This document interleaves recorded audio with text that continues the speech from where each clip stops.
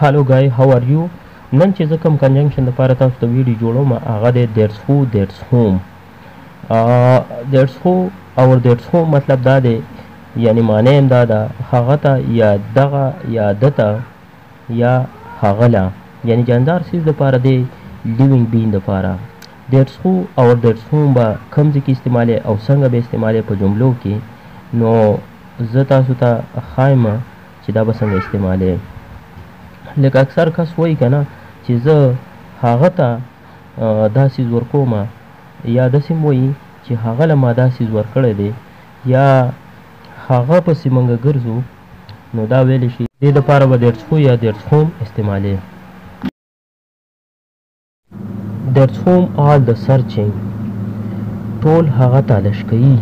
there's whom اوس په ایډوان انګلیش کې لکه خوم استعمالیږي عام طور باندې خو نه استعمالیږي نو دلته there's whom هغه یعنی هغه دپاره راغلی دی. نو تاسو یو سړی وایي که نه چې ټول هغه تلاش کوي چې څه شو لکه فار ایگزامپل عرب څه شو نو ټول هغه تلاش کوي پښتو کې موږ داسې وایو نو انګلیش کې به داسې وایو there's whom all the searching. there's whom I give the car دغه ته مې موټر ورکو یعنی دغه ته یا دته مې موټر ورکو دې دپاره به there's whom استعمالي. موږ اکثر وایي که نه چې دته مې موټر ورکو یعنی دته مې موټر ورکو there's whom I give the car.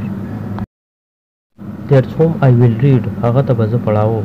there's whom هغه ته I will read موږ اکثر پښتو کې وایي چې هغه ته به زه پړاوم there's whom I will read.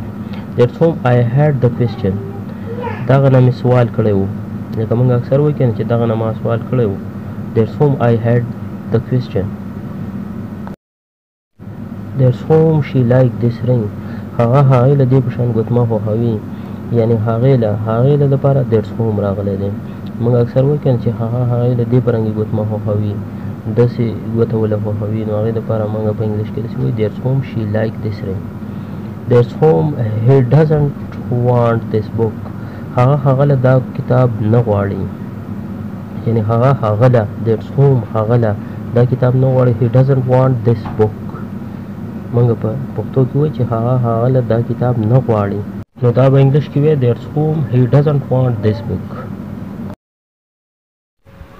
امید ساتم چې تاسو کنسپټ به کلیر شوی وي. تاسو په دې باندې ښه پریکټس وکړئ هغه ورسره وګورئ او ښه بار بار استعمال کړئ دا کنجنکشن چې په دماغو کې پوه شي او ښه ډېر پریکټس پې وکړئ. د موټیویشن لپاره ویډیو لایک کړئ او شیر کړئ او سبسکرایب هم کړئ ورسره د ګنټې نشان پرس کړئ چې تازه نوټیفیکیشن تاسو ته ملاویږي د ویډیو.